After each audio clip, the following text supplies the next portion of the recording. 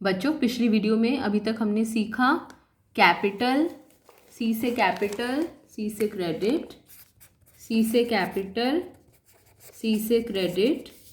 और हमने सीखा जब भी परचेजेस होगा गुड्स के साथ में, जब भी परचेजेस होगा हमेशा डेबिट।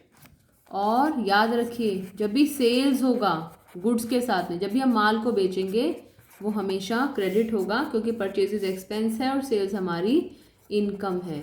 ये कुछ चीज़ें हैं जो हमने अभी तक सीखी हैं और अब आगे आने वाली वीडियो में भी हमारे काम आएंगी। तो अब हम आगे करते हैं, धीरे धीरे हम इन सब चीज़ों को याद करते रहेंगे। कैश अगर आए तो डेबिट और कैश अगर जाए तो क्रेडिट। ये कुछ बेसिक रूल्स हैं जो हमारे सामने अभी तक आए हैं और हमारे काम आएंगे। सी से कैपिटल, सी से क्रेडिट। परचेजेस एक्सपेंस होता है हमेशा डेबिट, सेल्स इनकम होती है हमेशा क्रेडिट। कैश आए, एसेट आए तो डेबिट और एसेट जाए तो क्रेडिट। चलिए क्वेश्चन देखते हैं। एक थर्ड ट्रांजैक्शन है, वीडियो को पॉज करके इस ट्रांजैक्शन को लिख लीजिए। सोल्ड गुड्स फॉर कैश, ये ट्रांजैक्शन है सोल्ड गुड्स फॉर कैश। दो नाम बने, सोल्ड गुड्स और कैश। सोल्ड गुड्स कुछ नहीं होता, सोल्ड गुड्स से बनता है सेल्स और कैश हो गया। माल को बेचा, माल को बेचा तो कैश हमारे पास आया। एसेट ए क्या करना है, एसेट और एक्सपेंस, ए और ई, एसेट और एक्सपेंस को हमेशा डेबिट। एसेट है इसलिए हमने इसको करा डेबिट। क्यों करा हमने इसको डेबिट, क्योंकि एसेट बढ़ रही है, एसेट आई है हमारे पास में, कैश हमारे पास आया है। तो अगर एसेट आती है तो डेबिट और एसेट अगर जाती है तो क्रेडिट। तो कैश हमारे पास आया इसलिए हमने कैश को किया डेबिट। एक बात बहुत अच्छे से समझ लो, दो नाम आपने आइडेंटिफाई कर लिए और अगर इन दो में से एक का भी आपको सही पता चल गया ना तो दूसरा ऑटोमेटिकली उसका रिवर्स है। तो जो दोनों में से आपको आसान लग रहा है उसको पहचान लो पहले। तो कैश आ रहा है तो डेबिट, कैश जा रहा है तो क्रेडिट। कैश आ रहा है इसलिए हमने कैश को किया डेबिट। सोल्ड गुड्स सेल्स, माल को बेचते हैं तो इनकम होती है। Revenue R, L C R, R को क्या करना है, एल सी आर को, तीनों को क्रेडिट। तो रेवेन्यू को हमने करा क्रेडिट। अब जर्नल एंट्री देखते हैं, दोनों में से किसको पहले लिखूं, सेल्स को या कैश को?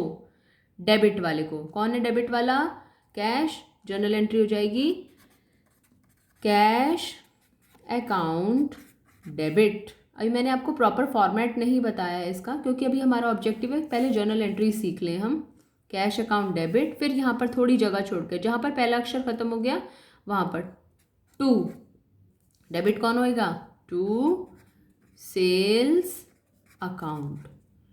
अमाउंट कितना आएगा, 30,000। यहाँ पर लिखा 30,000, थोड़ी जगह छोड़ के यहाँ पर लिखा 30,000।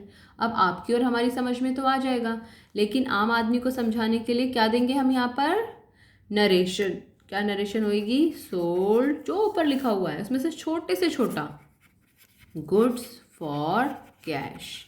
बस ये हमारी नरेशन हो गई। अगली ट्रांजैक्शन देखते हैं। अगली ट्रांजैक्शन है पेड सैलरीज। हमने सैलरी पे की है। देखो दो नाम, एक तो सैलरी और दूसरा सैलरी पे करिए तो हमारे पास से क्या जा रहा है, कैश। तो हमें दो नाम पता चल गए। फटाफट पहले वीडियो को पॉज करके लिख लो, पेड सैलरीज लिख लिया है तो अब चलते हैं। पेड सैलरीज, दो नाम हो गए सैलरीज और कैश। सैलरी जब भी हम किसी को देते हैं तो वो एक्सपेंस होता है, बताओ। ए ई, एसेट और एक्सपेंस हमेशा डेबिट जब भी वो बढ़े, तो एक्सपेंस है, एक्सपेंस को हमने किया डेबिट, सैलरी को डेबिट किया। दूसरी चीज़, कैश हमारा एसेट है, एसेट को हमने पढ़ा है डेबिट करना है, बहुत आपके दिमाग में आ रहा होगा। लेकिन एसेट बढ़े तो डेबिट, एसेट घटे तो क्रेडिट। जब एसेट बढ़े तो डेबिट और एसेट घटे तो क्रेडिट। और मैंने ये भी बताया था कैश आए तो डेबिट और जाए तो क्रेडिट। हम सैलरी पे कर रहे हैं, हमेशा फर्म के दृष्टिकोण से देखना है। तो कैश हमारे पास से जा रहा है, तो कैश हमारे पास से जा रहा है इसलिए कैश को किया हमने क्रेडिट। जब भी पे करोगे, जब भी कैश जाएगा, कैश को क्रेडिट करना है। फर्म के दृष्टिकोण से देखो, व्यवसाय के दृष्टिकोण से देखो। अब हमारी जर्नल एंट्री क्या हो गई, सैलरीज और कैश, दोनों में से किसको डेबिट करोगे, सैलरीज को। क्रेडिट किसको करोगे, कैश को। पहले किसको लिखें जर्नल एंट्री में, सैलरीज को लिखे, सैलरी अकाउंट डेबिट, यहाँ पर थोड़ी जगह छोड़कर टू कैश अकाउंट। यहाँ पर अमाउंट लिखेंगे, अमाउंट है 3000, यहाँ थोड़ी जगह छोड़कर 3000। अब ये तो आपकी और हमें तो समझ में आ गया कि कैश जा रहा है और सैलरी का एक्सपेंस है, लेकिन और लोगों को भी समझाना है, तो इसलिए नरेशन यहाँ से सीधा सीधा छोटे से छोटी नरेशन कॉपी करते हैं। पेड सैलरीज, ये हमारी नरेशन हो गई।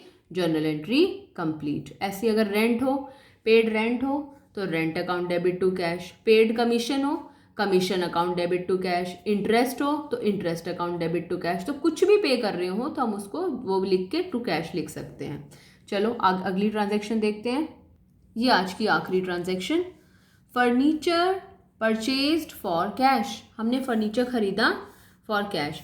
एक बात याद रखना, गुड्स परचेज जब भी लिखा होगा, जब भी, ये आप नोट कर लो चाहे कहीं पर, जब भी गुड्स परचेज लिखा होगा तो आप वर्ड यूज करोगे परचेजेस। क्या वर्ड यूज करोगे?